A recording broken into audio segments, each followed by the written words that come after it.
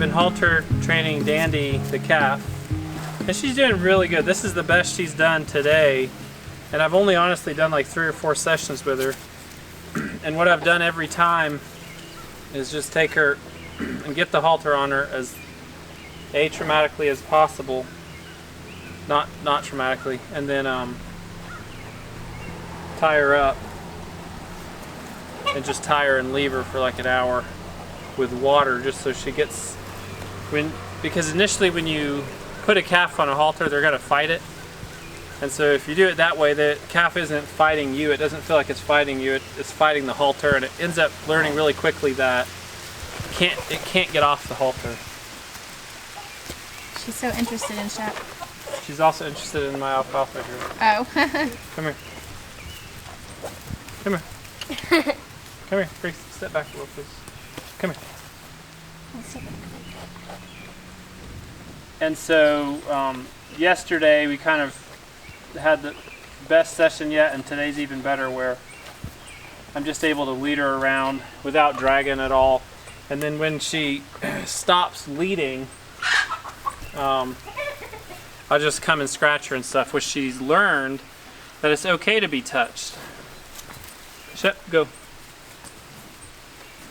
She's learned it's okay to be touched, and it's actually kind of nice. It keeps the flies off. It helps all of your itches.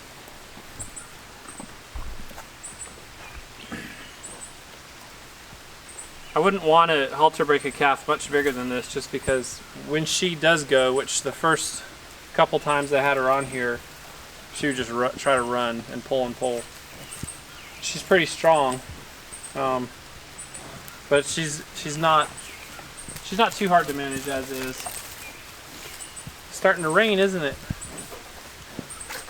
But she's definitely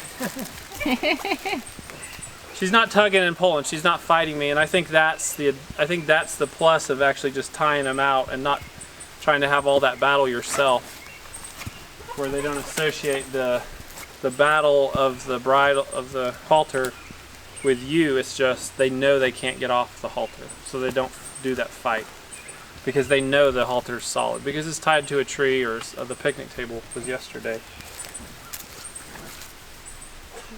It's like, oh my goodness, I don't like this. And the main thing with the halter training and kind of taming is you don't want them to have traumatic experiences connected to you. You want them to have good experiences with you. And you also don't want to ever let them escape. You don't want to let them outpull you if you're at risk of letting the calf outpull you. I would say if I was working with a bigger calf, I probably wouldn't even initially try to walk at all. I'd probably get the calf like in a corner behind a gate or in a chute, would be nice, and just put it on the halter, tie it, and let it fight that halter initially, because you don't want to have a battle. You don't want to lose a battle.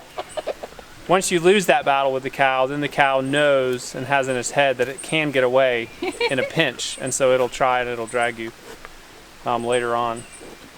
So a friend of mine who raises Highland cattle, and he's raised dozens and dozens of calves, and he tames some of them, and he even travels with some of them. He told me this thing of just putting the halter on and tying it up and leaving it for a little while as a really good initial way to start.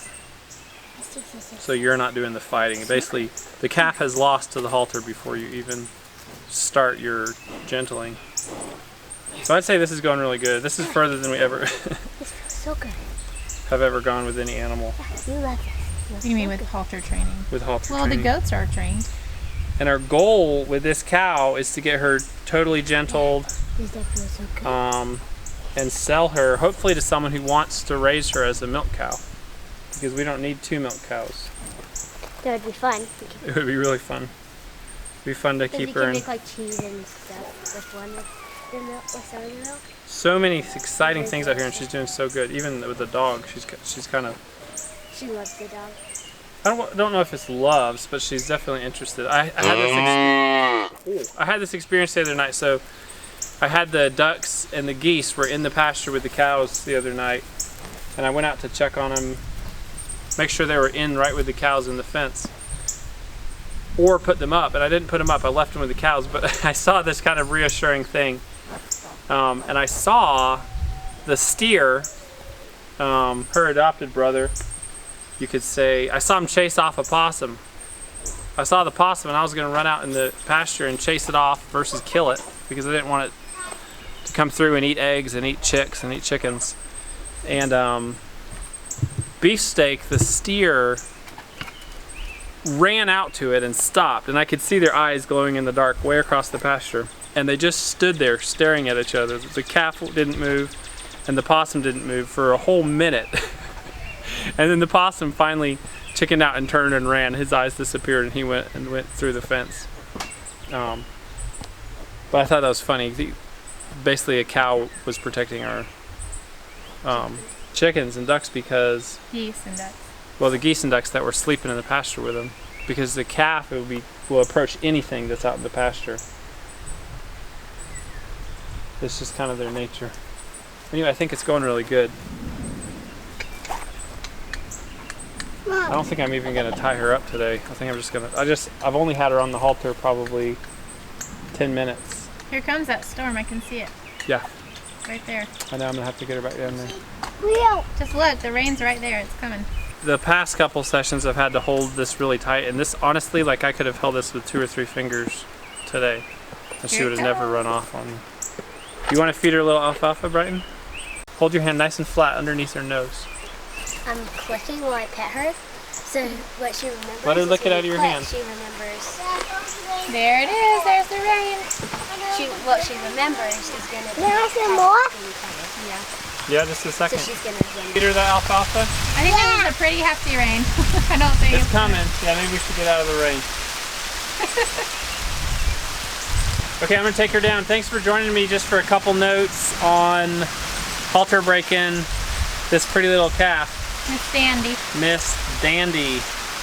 Hopefully the future, oh, the other thing I meant to look and see if I can see. She only has 4 teeth, doesn't she? I hope so. Well, a lot of, whoa, okay, we haven't done that yet. A lot of calves have more than 4 teats, and if you snip them off when they're tiny, they won't even develop. Oh, okay. But she has 4.